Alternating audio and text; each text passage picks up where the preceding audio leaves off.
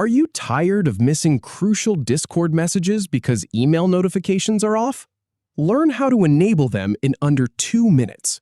In this guide, I'll walk you through 10 simple steps to turn on email notifications for Discord, from settings to toggling each option. Open Discord on your computer or browser. Then, click the User Settings gear icon, usually near your username. Now, from the left sidebar, select Notifications to open the Notifications settings.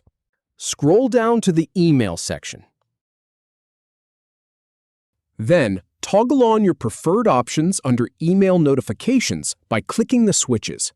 Toggle on Communication emails for messages and replies. Next, enable social emails for things like friend requests and activity. Switch on Announcement and Update emails. You can also toggle Tip emails to receive helpful suggestions. Turn on Recommendation emails and you're set. If you have any feedback or if any info is inaccurate, please leave a comment below. We'll do our best to answer or redo the video if needed. Thanks for watching.